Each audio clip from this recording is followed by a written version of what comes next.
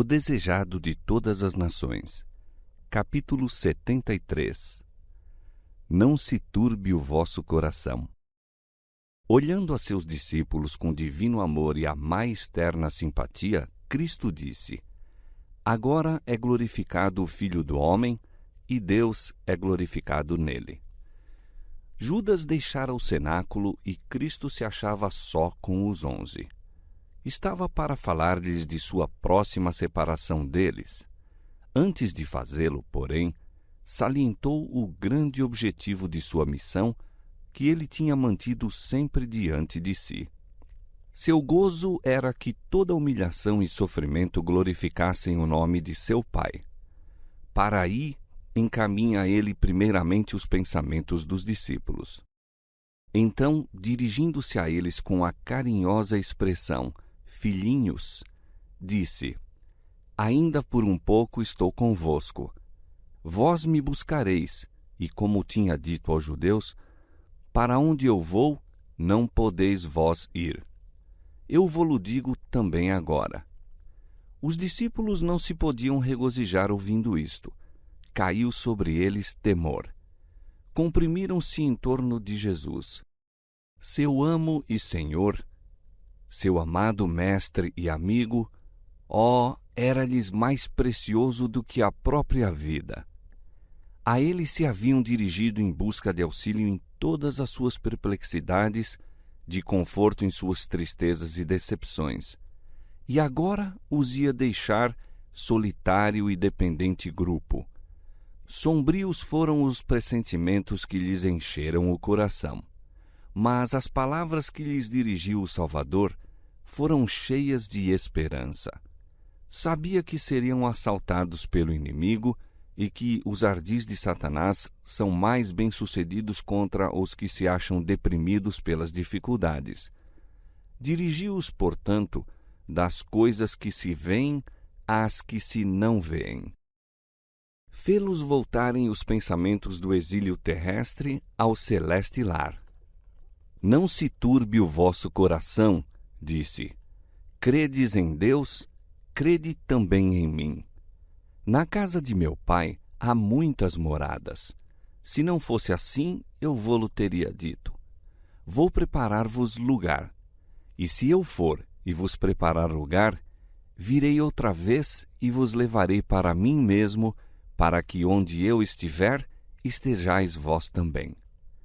Mesmo vós sabeis para onde vou e conheceis o caminho. Por amor de vós vim ao mundo, estou trabalhando em vosso benefício. Quando me for, continuarei ainda a trabalhar fervorosamente por vós. Vim ao mundo para revelar-me a vós, para que pudesseis crer. Vou para o Pai para cooperar com Ele em vosso favor. O objetivo da partida de Jesus era o contrário daquilo que temiam os discípulos. Não significava uma separação definitiva. Ia preparar-lhes lugar para que pudesse voltar e recebê-los junto de si.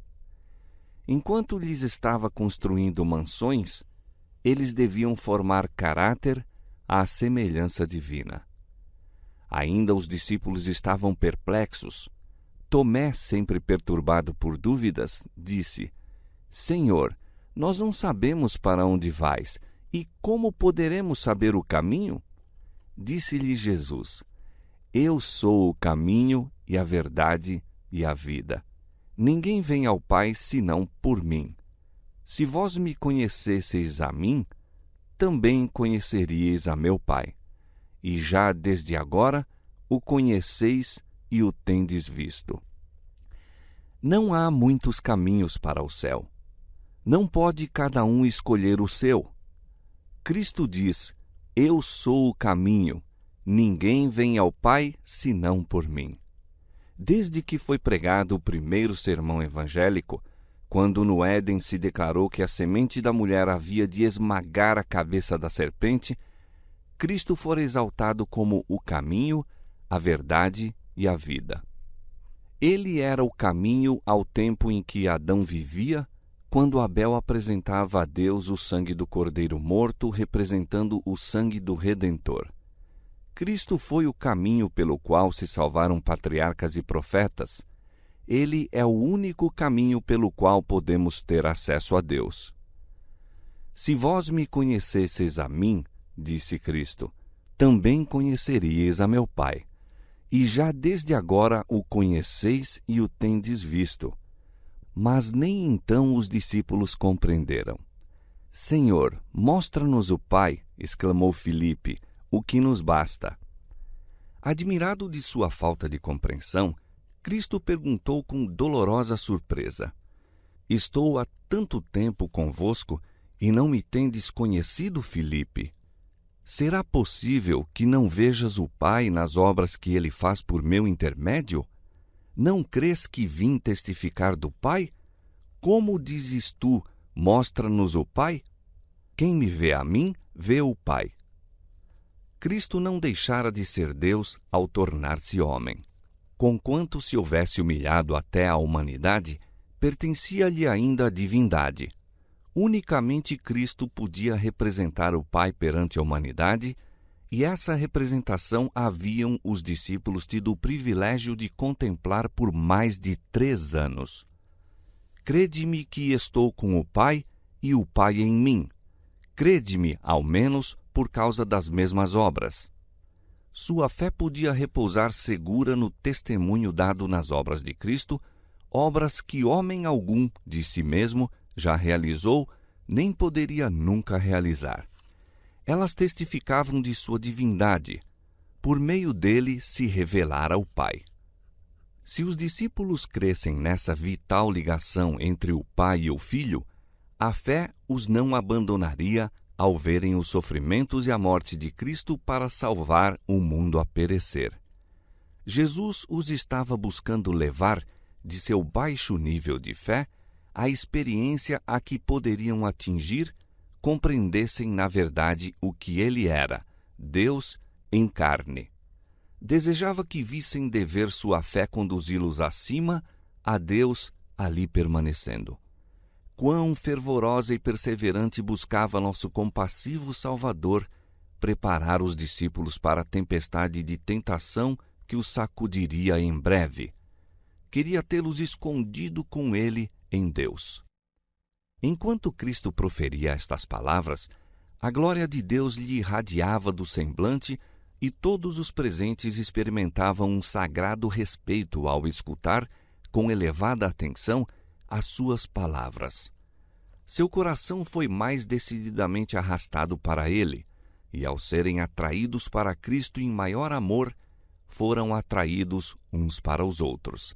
Sentiram que o céu estava muito próximo e que as palavras que escutavam eram uma mensagem a eles enviada por seu Pai Celestial. Na verdade vos digo, continuou Cristo, que aquele que crê em mim também fará as obras que eu faço. O Salvador estava profundamente ansioso porque seus discípulos compreendessem para que fim sua divindade estava unida à humanidade. Ele veio ao mundo para manifestar a glória de Deus, a fim de que o homem fosse erguido por seu poder restaurador. Deus se revelou nele para que se pudesse manifestar neles. Jesus não revelou qualidades, nem exerceu poderes que os homens não possam possuir mediante a fé nele. Sua perfeita humanidade é a que todos os seus seguidores podem possuir se forem sujeitos a Deus como ele o foi. E as farás maiores do que estas, porque eu vou para meu Pai. Por estas palavras, Cristo não queria dizer que as obras dos discípulos seriam de um mais exaltado caráter que as suas, mas que seriam de maior extensão. Ele não se refere meramente à operação de milagres, mas a tudo quanto se realiza sob a operação do Espírito Santo. Depois da ascensão do Senhor, os discípulos compreenderam o cumprimento de sua promessa. As cenas da crucifixão, ressurreição e ascensão de Cristo foram para eles vivas realidades. Viram que as profecias se haviam cumprido literalmente, examinaram as Escrituras e aceitaram-lhes o ensino com fé e segurança anteriormente desconhecidas. Sabiam que o Divino Mestre era tudo quanto afirmava ser.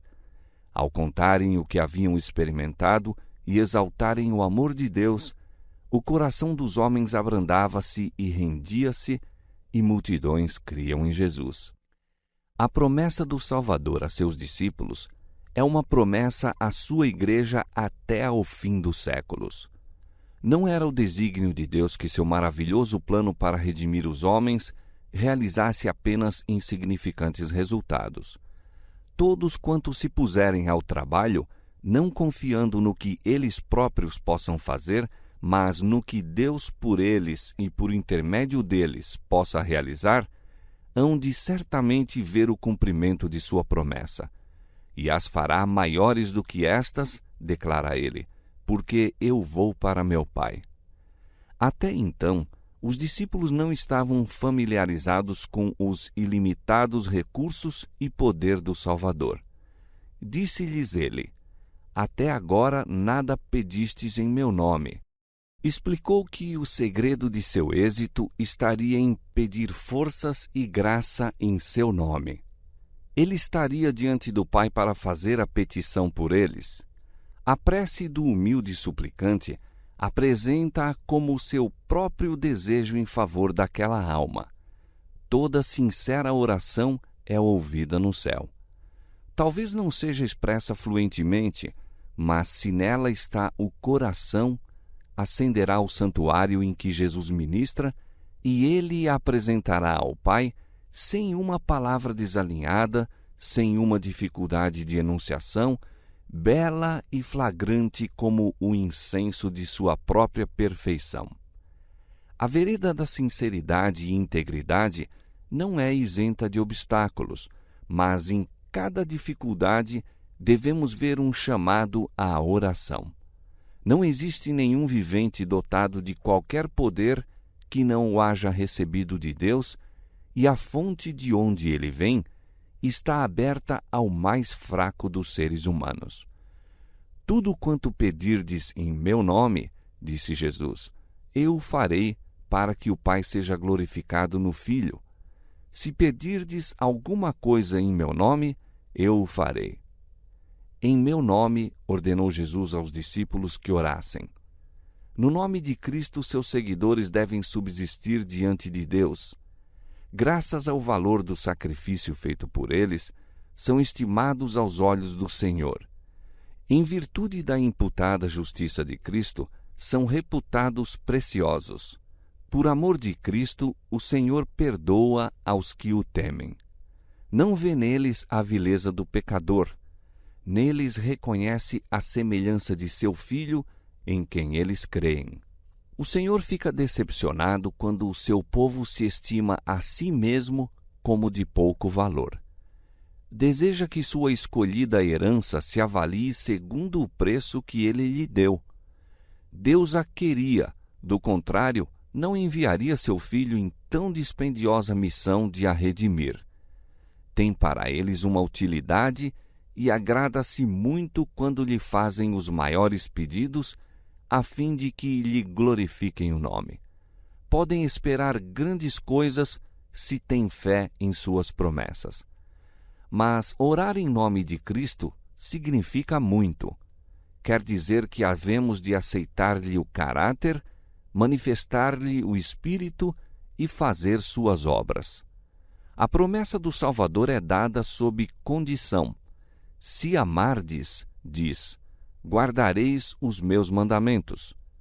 Ele salva os homens, não em pecado, mas do pecado, e os que o amam manifestarão seu amor pela obediência. Toda a verdadeira obediência vem do coração. Deste procedia também a de Cristo. E se consentirmos, ele por tal forma se identificará com os nossos pensamentos e ideais, dirigirá nosso coração e espírito em tanta conformidade com o seu querer, que, obedecendo-lhe, não estaremos senão seguindo nossos próprios impulsos. A vontade refinada, santificada, encontrará seu mais elevado deleite em fazer o seu serviço. quando conhecermos a Deus como nos é dado o privilégio de o conhecer, nossa vida será de contínua obediência. Mediante o apreço do caráter de Cristo, por meio da comunhão com Deus, o pecado se nos tornará aborrecível. Como Cristo viveu a lei na humanidade, assim podemos fazer se nos apegarmos ao forte em busca de força. Mas não devemos pôr a responsabilidade de nosso dever sobre outros e esperar que eles nos digam o que fazer. Não podemos depender da humanidade quanto a conselhos. O Senhor nos ensinará nosso dever com tanta boa vontade como o faz a qualquer outro. Se a Ele nos achegarmos com fé, transmitir-nos-á pessoalmente os seus mistérios. Nosso coração arderá muitas vezes dentro de nós ao aproximar-se alguém para comungar conosco, como fez com Enoque. Os que decidirem não fazer, em qualquer sentido, coisa alguma que desagrade a Deus, depois de lhe apresentarem seu caso, saberão a orientação que hão de tomar. E não receberão unicamente sabedoria, mas força. Ser-lhes-á comunicado poder para a obediência e para o serviço, assim como Cristo prometeu. Tudo quanto foi dado a Cristo, todas as coisas, para suprir as necessidades dos homens caídos, foi-lhe dado como cabeça e representante da humanidade. E qualquer coisa que lhe pedirmos, dele a receberemos, porque guardamos os seus mandamentos e fazemos o que é agradável à sua vista. Antes de se oferecer a si mesmo como a vítima sacrificial, Cristo buscou o mais essencial e completo dom para outorgar a seus seguidores, um dom que lhes poria ao alcance os ilimitados recursos da graça. Eu rogarei ao Pai, disse, e Ele vos dará outro Consolador para que fique convosco para sempre. O Espírito de verdade, que o mundo não pode receber, porque não o vê nem o conhece. Mas vós o conheceis, porque habita convosco e estará em vós. Não vos deixarei órfãos, voltarei para vós. Antes disso, o Espírito havia estado no mundo. Desde o próprio início da obra de redenção, ele estivera atuando no coração dos homens. Mas enquanto Cristo estava na terra, os discípulos não tinham desejado nenhum outro auxiliador. Não seria senão depois que fossem privados de sua presença que experimentariam a necessidade do Espírito e então ele havia de vir. O Espírito Santo é o representante de Cristo, mas despojado da personalidade humana e dela independente. Limitado pela humanidade, Cristo não poderia estar em toda parte em pessoa. Era, portanto, do interesse deles que fosse para o Pai e enviasse o Espírito como seu sucessor na terra. Ninguém poderia ter então vantagem devido à sua situação ou seu contato pessoal com Cristo. Pelo Espírito, o Salvador seria acessível a todos. Nesse sentido, estaria mais perto deles do que se não subisse ao alto. Aquele que me ama será amado de meu Pai, e eu o amarei e me manifestarei a ele. Jesus lia o futuro de seus discípulos. Via um ser levado ao cadafalso, outro à cruz, um terceiro exilado entre os solitários rochedos do mar, outros ainda perseguidos e mortos. Animou-os com a promessa de que, em toda aprovação, estaria com eles. Aquela promessa não perdeu nada de sua força. O Senhor conhece tudo a respeito de seus fiéis servos que, por amor dele, jazem numa prisão ou são banidos para ilhas solitárias. Conforta-os com sua presença. Quando, por amor da verdade, o crente comparece à barra de injustos tribunais, Cristo se encontra a seu lado. Todo vitupério que cai sobre eles, cai sobre Cristo. ele é condenado outra vez na pessoa de seus discípulos. Quando uma pessoa se acha entre as paredes de um cárcere, Cristo lhe arrebata o coração com seu amor. Quando alguém sofre a morte por sua causa, ele diz: Eu sou o que vivo e fui morto, mas eis aqui estou vivo para todo sempre, e tenho as chaves da morte e do inferno. A vida que por mim é sacrificada conserva-se para a glória eterna. Em todos os tempos e lugares, em todas as dores e aflições, quando a perspectiva se afigura sombria e cheia de perplexidade o futuro, e nos sentimos desamparados e sós, o Consolador será enviado em resposta à oração da fé. As circunstâncias podem nos separar de todos os amigos terrestres. Nenhuma, porém, nem mesmo a distância, nos pode separar do celeste Consolador. Onde quer que estejamos, aonde quer que vamos, ele se encontra sempre à nossa direita para apoiar, suster, erguer e animar.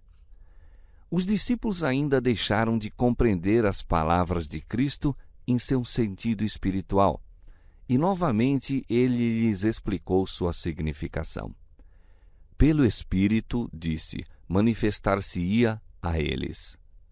Aquele Consolador, o Espírito Santo, que o Pai enviará em meu nome, esse vos ensinará todas as coisas.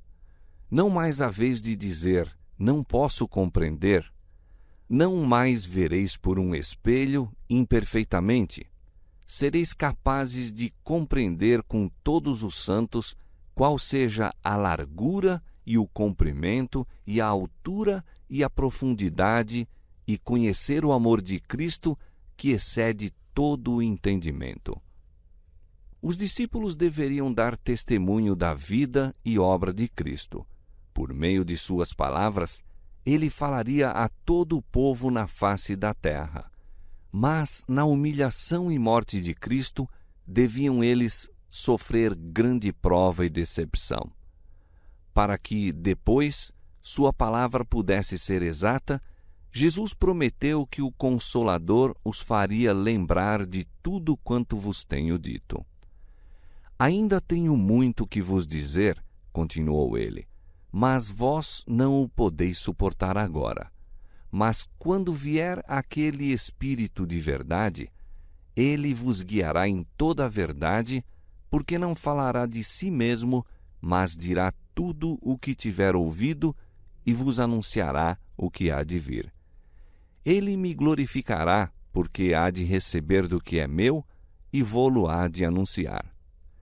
Jesus desvendara a seus discípulos uma vasta porção da verdade, mas era-lhes demasiado difícil manterem suas lições separadas das tradições e máximas dos escribas e fariseus. Tinham sido ensinados a receber os ensinos dos rabis como a própria voz de Deus, e isso ainda exercia domínio sobre seu espírito, moldando-lhes os sentimentos. Ideias terrenas, coisas temporais, ocupavam ainda amplo espaço em seus pensamentos. Não entendiam a natureza espiritual do reino de Cristo, embora ele lhe houvesse tantas vezes explicado. A mente se lhes tinha tornado confusa. Não compreendiam o valor das Escrituras apresentadas por Cristo. Dir-se-iam perdidas muitas de suas lições para eles. Jesus viu que não aprendiam o verdadeiro sentido de suas palavras. Prometeu compassivamente que o Espírito Santo lhes havia de trazer essas palavras à memória, e deixara por dizer muitas coisas que os discípulos não compreendiam. A essas também o Espírito lhes abriria o entendimento para que apreciassem as coisas celestiais. Quando vier aquele Espírito de verdade, disse Jesus, ele vos guiará em toda a verdade. O Consolador é chamado o Espírito de verdade. Sua obra é definir e manter a verdade. Ele primeiro habita o coração como o Espírito de verdade e torna-se assim o Consolador. há conforto e paz na verdade, mas nenhuma paz ou conforto real se pode achar na falsidade. É por meio de falsas teorias e tradições que Satanás adquire seu domínio sobre a mente. Encaminhando os homens para falsas normas, deforma o caráter. Por intermédio das Escrituras, o Espírito Santo fala à mente e grava a verdade no coração. Assim expõe o erro, expelindo-o da alma. É pelo Espírito da verdade, operando pela palavra de Deus, que Cristo submete a si seu povo escolhido. Descrevendo aos discípulos a obra oficial do Espírito Santo, Jesus procurou inspirar-lhes a alegria e esperança que lhe animavam o próprio coração. Regozijava-se ele pelas abundantes medidas que providenciaram para o auxílio de sua igreja. O Espírito Santo era o mais alto dos dons que ele podia solicitar do Pai para a exaltação de seu povo. Ia ser dado como agente de regeneração, sem o qual o sacrifício de Cristo de nenhum proveito teria sido. O poder do mal se estivera fortalecendo por séculos e pasmosa era a submissão dos homens a esse cativeiro satânico. Ao pecado só se poderia resistir e vencer por meio da poderosa operação da terceira pessoa da divindade, a qual viria não com energia modificada, mas na plenitude do divino poder. É o Espírito que torna eficaz o que foi realizado pelo Redentor do mundo. É por meio do Espírito que o coração é purificado. Por ele torna-se o crente participante da natureza divina. Cristo deu seu Espírito como um poder divino para vencer toda tendência hereditária e cultivada para o mal e gravar seu próprio caráter em sua igreja. Disse Jesus a respeito do Espírito: Ele me glorificará. O Salvador veio glorificar o Pai pela demonstração de seu amor. Assim, o Espírito havia de glorificar a Cristo, revelando ao mundo a sua graça. A própria imagem de Deus tem de ser reproduzida na humanidade. A honra de Deus, a honra de Cristo, acha-se envolvida no aperfeiçoamento do caráter de seu povo. E quando ele, o Espírito de verdade, vier, convencerá o mundo do pecado e da justiça e do juízo. A pregação da palavra não será de nenhum proveito sem a contínua presença e ajuda do Espírito Santo. Este é o único mestre eficaz da verdade divina. Unicamente quando a verdade chega ao coração acompanhada pelo Espírito, vivificará a consciência e transformará a vida. Uma pessoa pode ser capaz de apresentar a letra da palavra de Deus, pode estar familiarizada com todos os seus mandamentos e promessas, mas, a menos que o Espírito Santo impressione o coração com a verdade, alma alguma cairá sobre a rocha e se despedaçará. A mais esmerada educação, as maiores vantagens, não podem tornar uma pessoa um veículo de luz sem a cooperação do Espírito de Deus. A semeadura da semente evangélica não terá êxito algum a menos que essa semente seja vivificada pelo orvalho do céu. Antes de ser escrito um livro do Novo Testamento, antes de ser pregado qualquer sermão depois da ascensão de Cristo, o Espírito Santo desceu sobre os apóstolos em oração. Então seus inimigos deram o testemunho: enchestes Jerusalém desta vossa doutrina.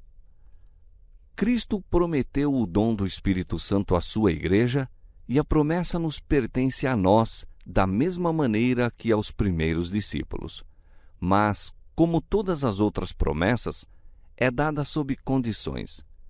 Muitos há que creem e professam reclamar a promessa do Senhor, falam acerca de Cristo e acerca do Espírito Santo e, todavia, não recebem benefício.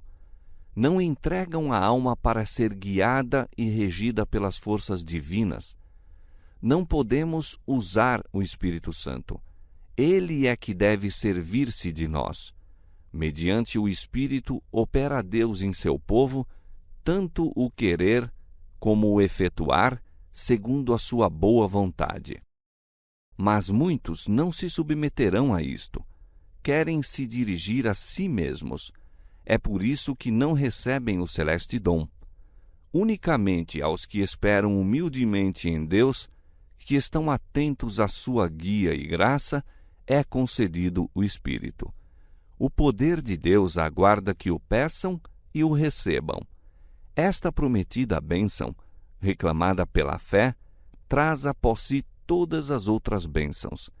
É concedida segundo as riquezas da graça de Cristo, e Ele está pronto a suprir toda a alma segundo sua capacidade para receber. Em seus discursos aos discípulos, Jesus não fez nenhuma triste alusão a seus próprios sofrimentos e morte. Foi de paz seu último legado a eles. Disse: Deixo-vos a paz, a minha paz vos dou. Não vou-la dou como o mundo a dá. Não se turbe o vosso coração, nem se atemorize. Antes de deixar o cenáculo, o Salvador dirigiu os discípulos num hino de louvor. Sua voz se fez ouvir, não nos assentos de uma dolorosa lamentação, mas nas jubilosas notas da Aleluia Pascual. Louvai ao Senhor todas as nações, louvai-o todos os povos, porque a sua benignidade é grande para conosco e a verdade do Senhor é para sempre. Louvai ao Senhor. Depois do hino, saíram. Atravessaram as regurgitantes ruas, saindo pela porta da cidade em direção do Monte das Oliveiras. Lentamente caminhavam, preocupado cada um com seus próprios pensamentos.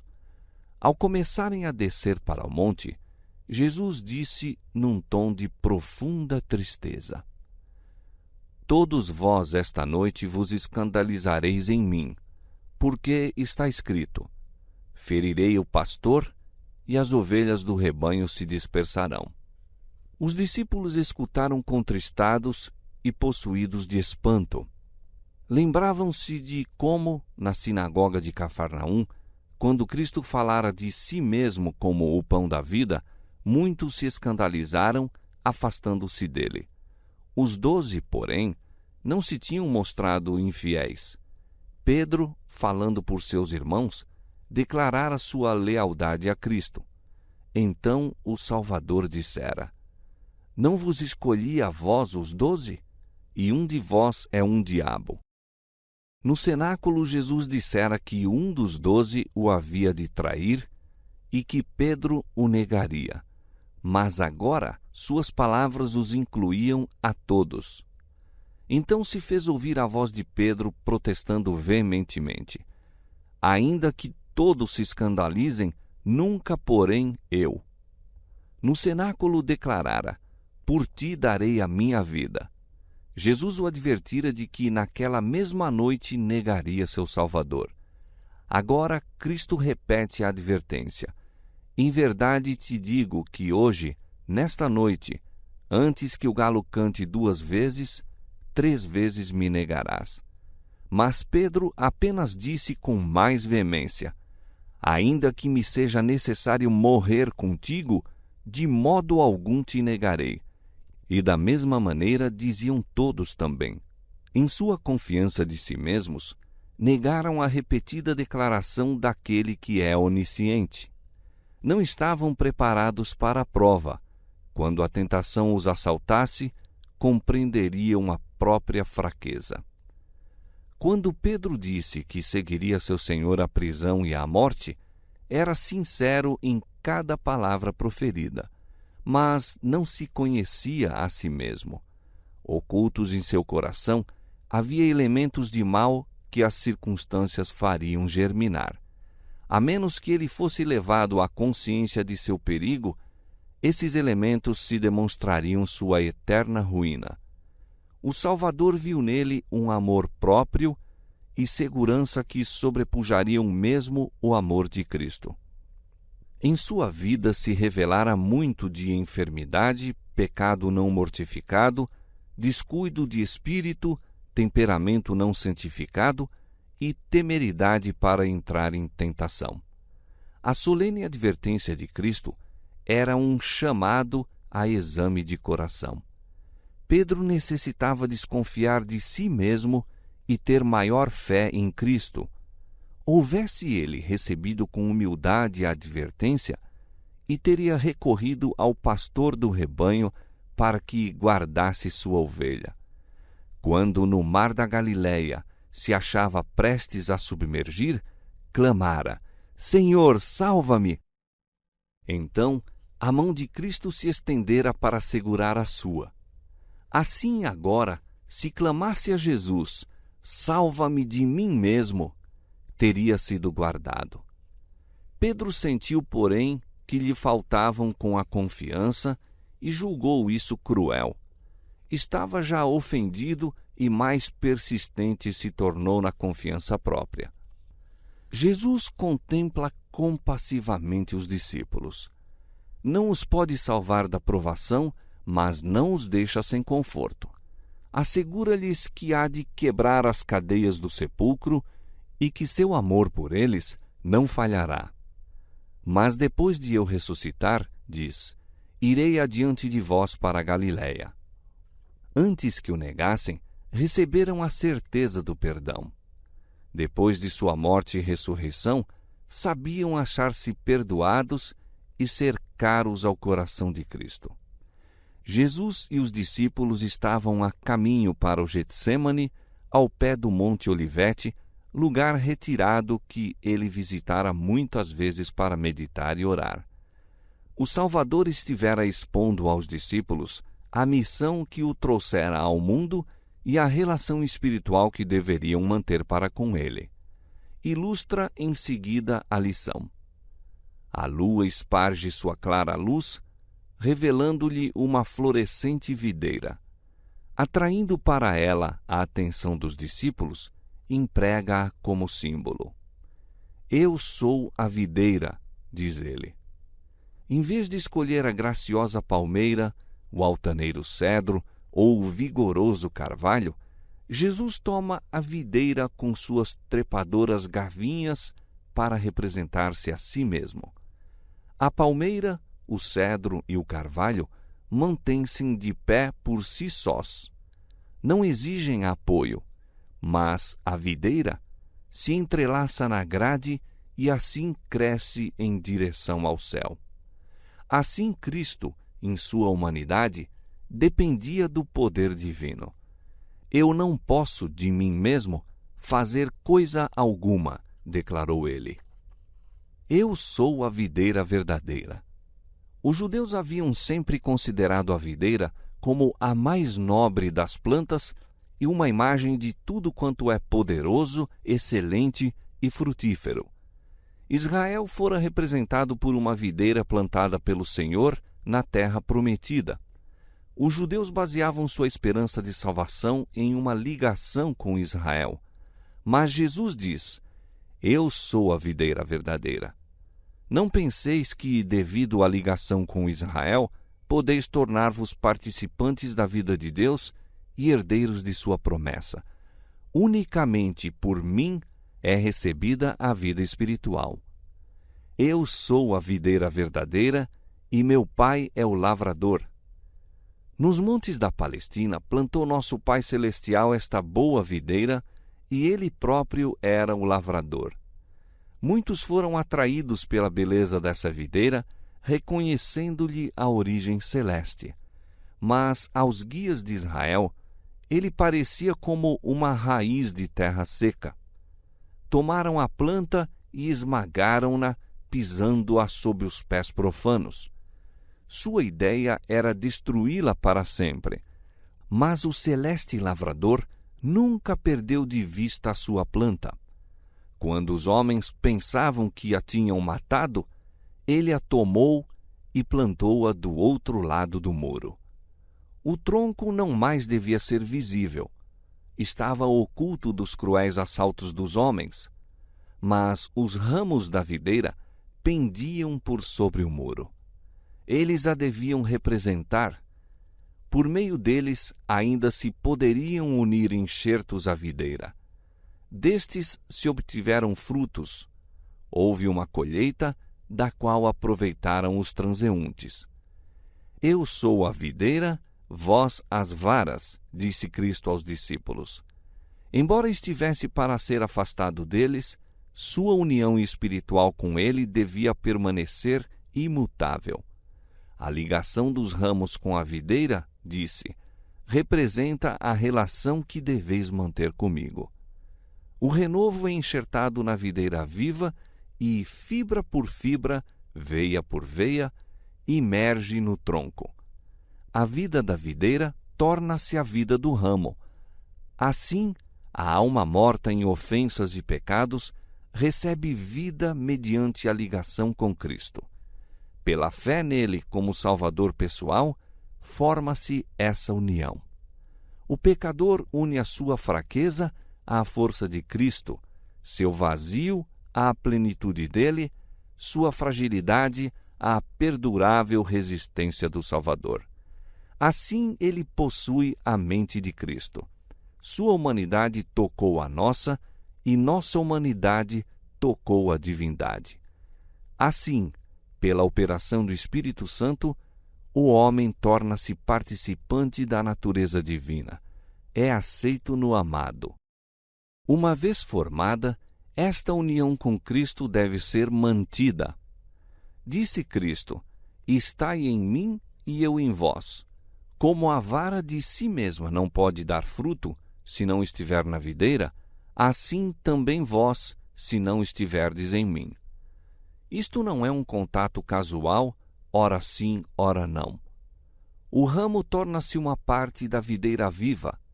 A comunicação de vida, força e fertilidade da raiz aos ramos é livre e constante. Separado da videira, o ramo não pode viver. Tampouco, disse Jesus, podeis vós viver separados de mim. A vida que de mim recebestes só pode ser conservada por meio de contínua comunhão. Sem mim, não podeis vencer um só pecado ou resistir a uma única tentação. Estai em mim e eu em vós. Permanecer em Cristo significa receber constantemente de seu Espírito uma vida de inteira entrega a seu serviço. As vias de comunicação entre homem e Deus devem achar-se de contínuo desimpedidas. Como o ramo tira sem cessar a seiva da videira viva, assim nós devemos apegar a Cristo e dele receber pela fé a força e perfeição de seu próprio caráter. A raiz, por meio dos galhos, envia a nutrição aos mais afastados ramos. Assim comunica Jesus a todo crente a corrente do vigor espiritual. Enquanto a alma estiver unida a Cristo, não há perigo de que seque ou se corrompa. A vida da videira manifestar-se-á em fragrantes frutos nos ramos. Quem está em mim, disse Jesus, e eu nele, esse dá muito fruto, porque sem mim nada podeis fazer. Quando vivemos pela fé no Filho de Deus, os frutos do Espírito se manifestarão em nossa vida, nenhum faltará. Meu Pai é o lavrador. Toda a vara em mim que não dá fruto, atira. Conquanto o enxerto esteja externamente unido à videira, pode não haver nenhuma ligação vital. Então, não haverá crescimento ou fertilidade. Assim, pode haver uma aparente conexão com Cristo sem uma real união com Ele pela fé. Uma profissão de religião introduz os homens na igreja, mas o caráter e a conduta mostram se eles se acham em ligação com Cristo. Se não dá frutos, são falsas varas. Sua separação de Cristo envolve uma ruína tão completa como a que é representada pela vara seca. Se alguém não estiver em mim, disse Cristo, será lançado fora como a vara e secará, e os colhem e lançam no fogo e ardem. e limpa toda aquela que dá fruto para que dê mais fruto. Dos 12 escolhidos que haviam seguido a Jesus, um, como ramo seco, estava para ser tirado. O resto devia passar pelo podão de acerba à prova. Com solene ternura, Jesus explicou o desígnio do lavrador. A poda ocasionará dor, mas é o Pai que aplica o podão. Ele não trabalha com mão empesada, nem coração indiferente. Há ramos que se arrastam pelo chão. Estes devem ser soltos dos pontos que apoiam na terra, a que se apegam as tenras gavinhas. Devem estender-se em direção ao céu, para encontrar em Deus seu sustentáculo. A excessiva folhagem que tira ao fruto a corrente vital tem de ser podada, cortado o excesso de ramos, a fim de dar lugar aos saneadores raios do sol da justiça. O lavrador corta os rebentos prejudiciais para que o fruto seja mais rico e abundante. Nisto é glorificado meu Pai, disse Jesus, que deis muito fruto. Deus deseja manifestar por meio de vós a santidade, a beneficência, a compaixão de seu próprio caráter. Todavia, o Salvador não ordena a seus discípulos que se afanem para produzir frutos. Diz-lhes que permaneçam nele.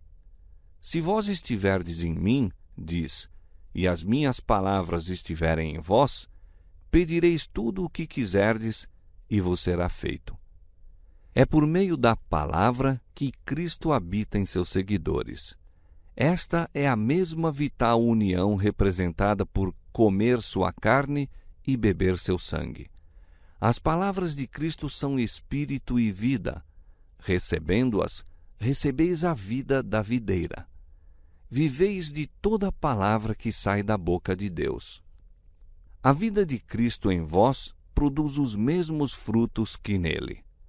Vivendo em Cristo, aderindo a Ele, por Ele sustentados, e dele tirando a nutrição, dareis frutos segundo a sua semelhança. Nessa última reunião de Jesus com seus discípulos, o grande desejo por ele manifestado em seu favor foi de que se amassem uns aos outros como ele mesmo os amara. Falou-lhes repetidamente a esse respeito. O meu mandamento é este, disse por diversas vezes, que vos ameis uns aos outros. Foi mesmo a primeira recomendação que lhes fez ao achar-se a sós com eles no cenáculo.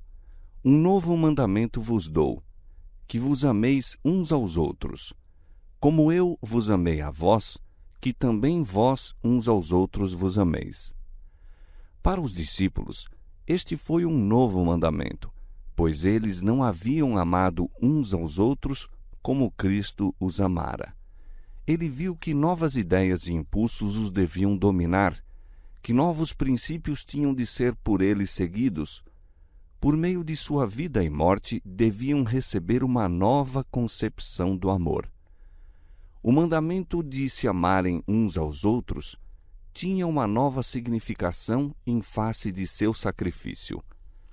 Toda a obra da graça é um contínuo serviço de amor, de abnegação, de esforço com sacrifício. Durante cada hora da peregrinação de Cristo na terra, o amor de Deus dele manava em irreprimíveis correntes. Todos quantos são possuídos de seu espírito hão de amar como ele amou. O mesmo princípio que atuava em Cristo há de atuar neles em todo o seu trato uns com os outros.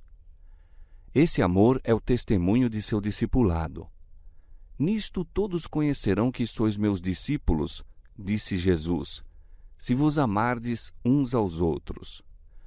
Quando os homens se ligam entre si, não pela força do interesse pessoal, mas pelo amor, mostram a operação de uma influência que é superior a toda influência humana. Onde existe esta unidade, é evidente que a imagem de Deus está sendo restaurada na humanidade, que foi implantada nova vida. Mostra que há na natureza divina poder para deter os sobrenaturais agentes do mal e que a graça de Deus subjuga o egoísmo inerente ao coração natural. Este amor manifestado na Igreja há de, por certo, incitar a ira de Satanás. Cristo não estabelece para seus discípulos um caminho fácil. Se o mundo vos aborrece, diz ele, sabei que primeiro do que a vós, me aborreceu a mim. Se vós fosseis do mundo, o mundo amaria o que era seu, mas porque não sois do mundo, antes eu vos escolhi do mundo, por isso é que o mundo vos aborrece. Lembrai-vos da palavra que vos disse, não é o servo maior do que o seu senhor? Se a mim me perseguiram, também vos perseguirão a vós. Se guardaram a minha palavra, também guardarão a vossa. Mas tudo isso vos farão por causa do meu nome, porque não conhecem aquele que me enviou. O Evangelho deve ser levado avante por ativa luta, em meio de oposição, perigo, prejuízo e sofrimento. Mas os que fazem esta obra estão apenas seguindo os passos do Mestre. Como Redentor do mundo, Cristo foi constantemente confrontado por aparentes fracassos. Ele, o mensageiro da misericórdia ao nosso mundo, pouco parecia fazer da obra que anelava realizar em erguer e salvar. Satânicas influências estavam sempre operando para lhe obstar o caminho, mas ele não se desanimava. Através da profecia de Isaías, declara: debalde tenho trabalhado, inútil e vãmente gastei as minhas forças. Todavia o meu direito está perante o Senhor e o meu galardão perante o meu Deus. Israel não se deixou ajuntar. Contudo, aos olhos do Senhor serei glorificado e o meu Deus será a minha força. É a Cristo que é feita a promessa. Assim diz o Senhor, o Redentor de Israel, o Santo, a alma desprezada, ao que as nações abominam. Assim diz o Senhor: te guardarei e te darei por concerto do povo, para restaurares a terra e lhes dares em herança as herdades assoladas. Para dizeres aos presos: saí, e aos que estão em trevas: aparecei.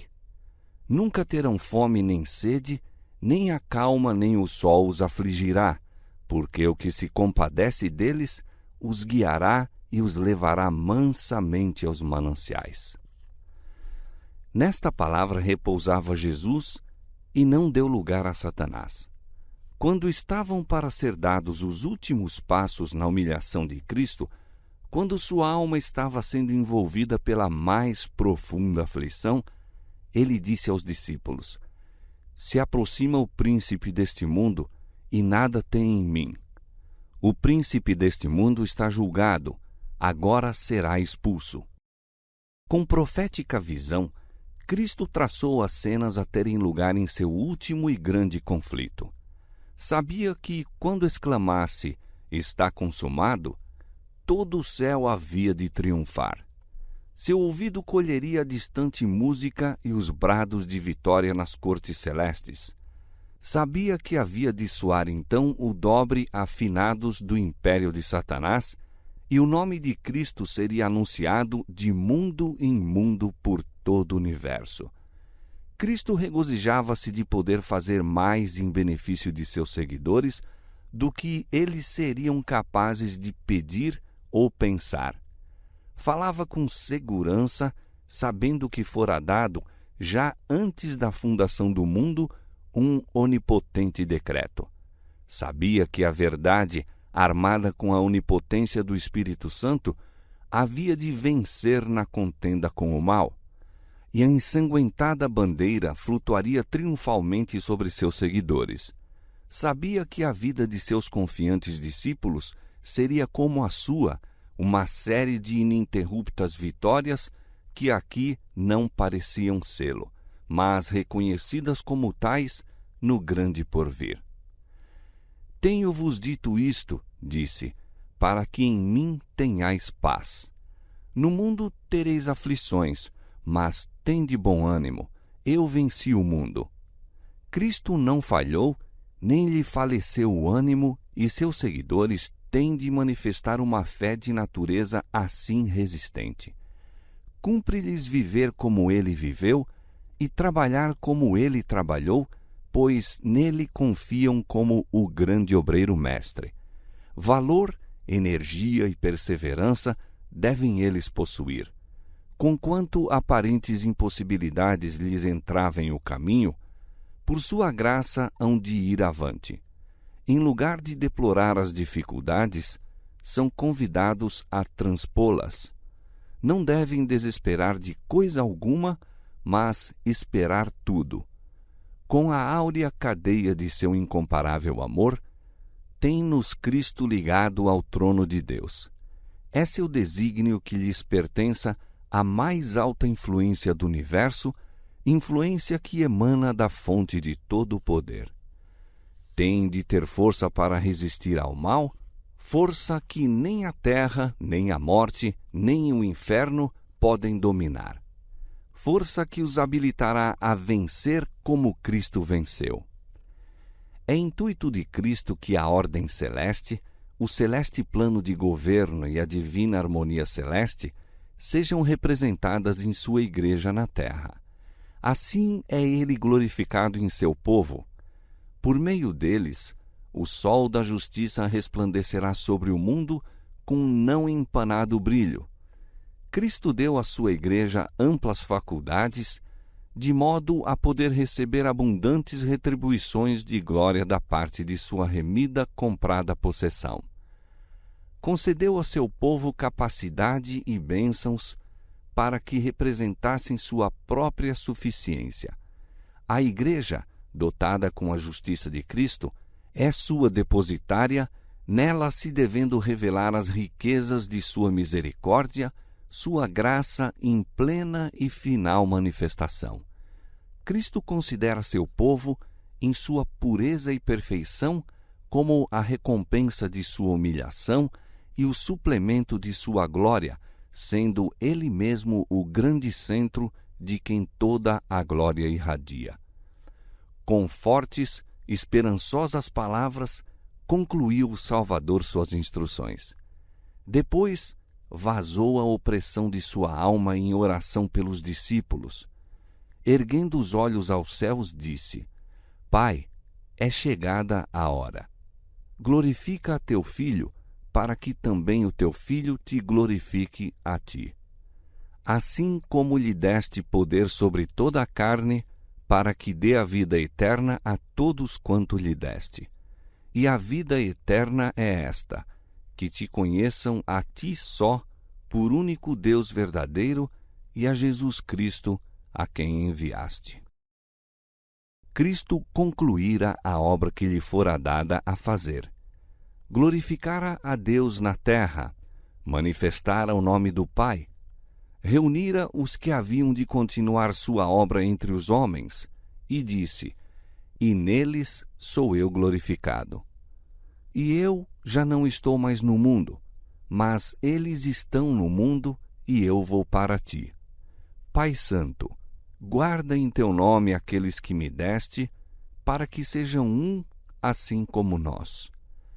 E não rogo somente por eles, mas também por aqueles que pela sua palavra hão de crer em mim, para que todos sejam um, eu neles e tu em mim, para que eles sejam perfeitos em unidade e para que o mundo conheça que tu me enviaste a mim e que os tens amado a eles como me tens amado a mim. Assim, na linguagem de quem possui autoridade divina, Cristo entrega sua igreja eleita nos braços do Pai.